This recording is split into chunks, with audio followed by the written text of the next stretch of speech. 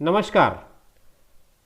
Zero period के इस video में आज फिर से हम बात करेंगे जवाहर नवोदय विद्यालय की चयन परीक्षा पर जो पहला खंड होता है मानसिक योग्यता जिसे कहते हैं, या इसे कुछ लोग रीजनिंग के नाम पे भी जानते हैं, तो उससे रिलेटेड कुछ सवालों पर। जैसा कि आप जानते हैं कि इस सेक्शन में सामान्य मानसिक योग्यता या मानसिक परीक्षण के सेक्शन में आपसे अलग अलग तरह के सवालों पर प्रश्न पूछे जाते हैं। अलग अलग तरह के सेक्शंस होते हैं, उन पर प्रश्न पूछे जाते हैं।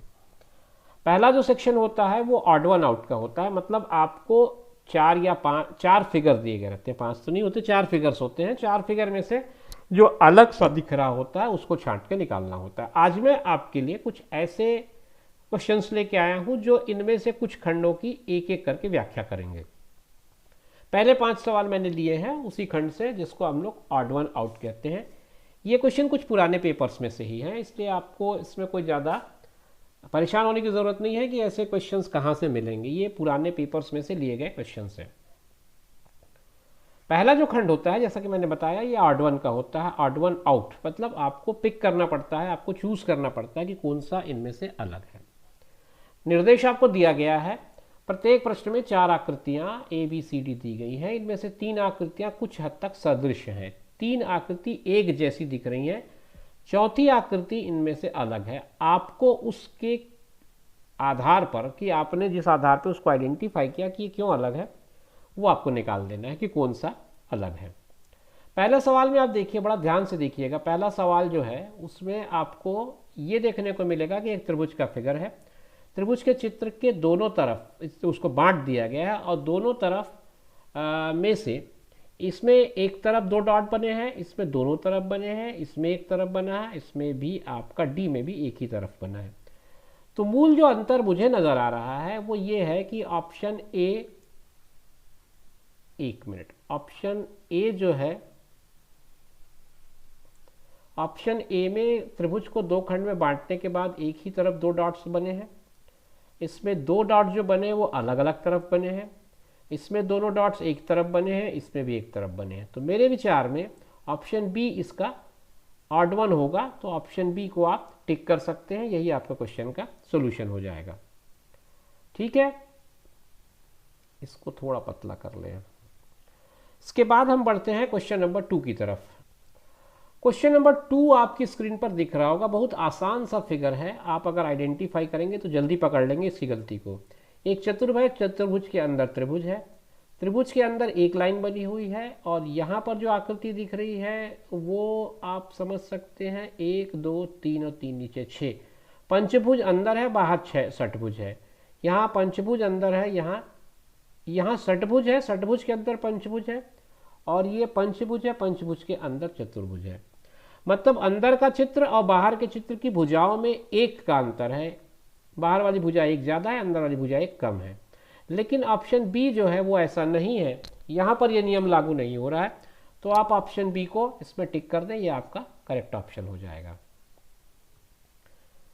क्वेश्चन नंबर 3 देखिए। क्वेश्चन नंबर 3 में एक प्लस का मार्क बीचों बीच बना हुआ है। ये इस तरह से प्लस का मार्क बना हुआ है, उसके चारों तरफ कुछ आकृतियां जो गणितीय आकृतियां वो बनी हुई हैं। सारे फिगर्स को आप देखेंगे, सी को देखिए, डी को देखिए, ए को देखिए, सब में जो आकृतियां वो एक समान है सिवाय बी के। बी में ये त्रिभुज है जो बाकी कहीं नहीं है। तो आपका सीधा सीधा उत्तर इसमें बी आ जाएगा। बी के सिवा बाकी सब में सेम आकृतियां, सेम फिगर बनाए गए हैं अंदर में। ठीक है, चौथा सवाल देखते हैं। चौथे सवाल में भी कोई बहुत बड़ा आपको परिश्रम नहीं करना पड़ेगा। एक चतुर्भुज या बोलना चाहिए कि एक चौकोर बना हुआ है, उसके बाहर में 2 एरो मार्क है जिनका डायरेक्शन बाहर की ओर है। आप इसको देखिए, इसके एरो मार्क के डायरेक्शन अंदर की ओर है और ये एरो अलग है। इसका भी और इसका भी, ये तीनों में समरूपता है, केवल ये अलग है। ऑप्शन बी आपका करेक्ट ऑप्शन हो जाएगा। ऑप्शन बी में आप टिक लगाइए, यही आपका क्वेश्चन का सोल्यूशन है, आंसर है। इस खंड का एक और सवाल है, 5वां सवाल है, इस खंड का आखिरी सवाल है। इसमें भी आप देखेंगे ABCD 4 आकृतियां हैं। चारों आकृतियों में आपको जो खास बात नजर आएगी वो ये है कि एक चतुर्भुज है तो उसके अंदर भी चतुर्भुज है, त्रिभुज है तो त्रिभुज के अंदर भी त्रिभुज है, ये भी त्रिभुज है, त्रिभुज के अंदर भी त्रिभुज है। आखिरी वाली जो आकृति है उसमें वृत्त के अंदर त्रिभुज है। तो ये आपका ऑड वन होगा और यही आपका आंसर होगा। बाकी तीनों में सिमिलरिटी, आप तीनों को अलग नहीं कर पाएंगे। चौथी आकृति डी ही इसकी अलग आकृति है, इसको आप आंसर के रूप में ट्रीट करेंगे। खंड 2 जो है वो 6 से 10 तक के प्रश्न है। इसमें बाईं ओर एक समस्या आकृति, दाईं ओर 4 उत्तराकृतियां बनी गई हैं। उस उत्तराकृति को चुनना है जो समस्या आकृति के बिल्कुल सदृश हो, एकदम एक जैसा हो। मतलब अभी हमने इसके थोड़ी देर पहले हमने ये देखा कि उनमें से अलग कौन सा है, अब हम ये देखेंगे कि उसी के जैसा कौन सा है। तो चलिए उसी के जैसा कौन सा है इसको खोज लेते हैं हम लोग।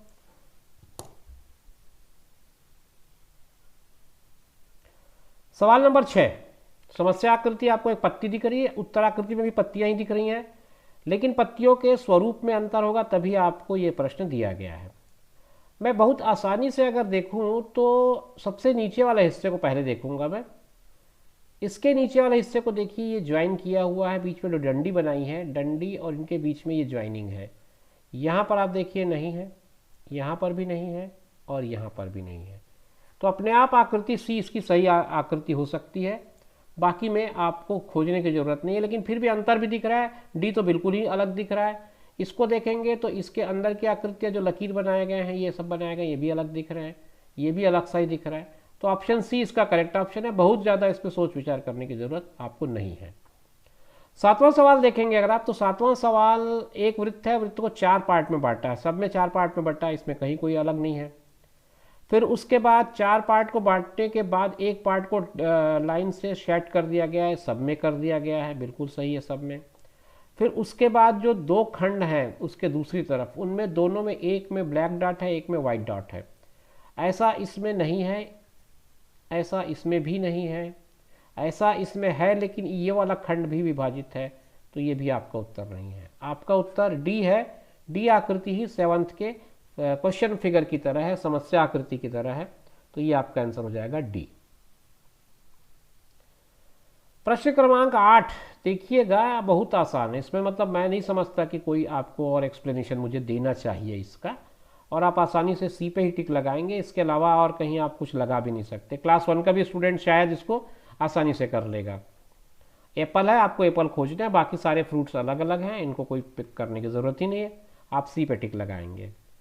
क्वेश्चन नंबर 9 देखिए, आसान सा सवाल है। एक अब क्या इसको बोलूँ मैं, इस तरह का शेप जो दिख रहा है वैसा शेप तो ये बिल्कुल नहीं है, ये है और ये नहीं है, इसका डायरेक्शन उल्टा है, इसमें एक ये मिसिंग है, ज़्यादा है, तो ये गया काम से। आपके पास ऑप्शन बी ही बच पाता है। ऑप्शन बी ही आपके क्वेश्चन का करेक्ट ऑप्शन है, आप इस पर सीधे सीधे टिक लगा सकते हैं। इस खंड का आखिरी सवाल है, ये देखिए दूसरे खंड का आखिरी सवाल है। इसमें आपको फिगर देखिए, एरो मार्क सब तरफ खोजिए पहले, यहाँ पे भी एरो मार्क है, यहाँ नहीं है, यहाँ है, यहाँ नहीं है। अब इन दोनों में बात कर लेते हैं।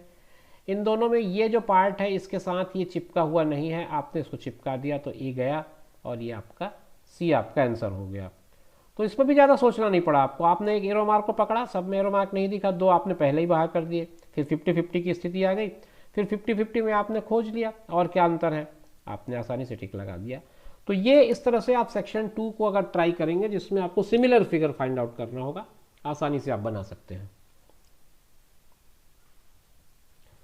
एक तीसरा खंड है, तीसरा खंड का निर्देश मैंने आपको अभी नहीं दिखाया है, हालांकि उसका बहुत कोई बड़ा ऑब्जेक्टिव नहीं, मैं आपको बता देता हूँ निर्देश में लिखा क्या रहेगा, या 1 मिनट में आपको निर्देश दिखा ही दूँ ताकि आप भी कंफ्यूज ना हो।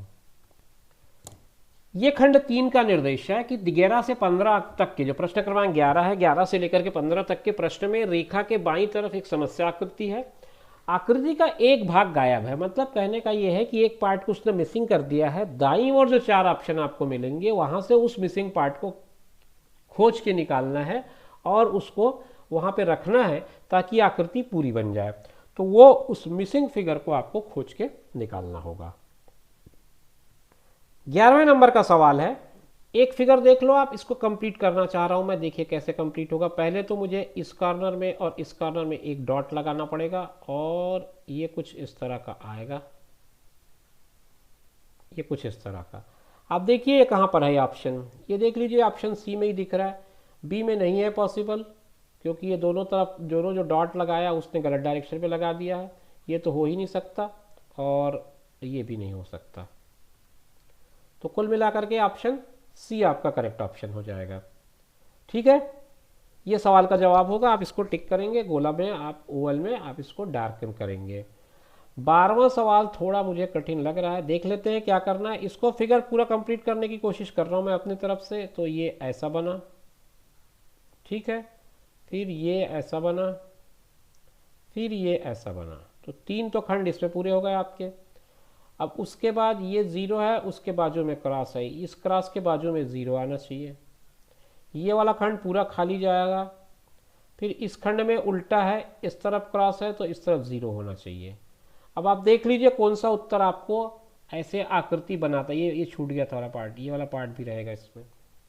किस फिगर में आपको ऐसी कुछ मिलती जुलती आकृति दिख रही है? मुझे बी में दिख रहा है, बी में मुझे दिख रहा है, बी को मैं टिक कर सकता हूँ। डी तो बिल्कुल नहीं हो सकता, ए में भी चांसेस नहीं है क्योंकि आपने दोनों जगह क्रॉस लगा दिया है, और यहाँ पर भी चांसेस नहीं है।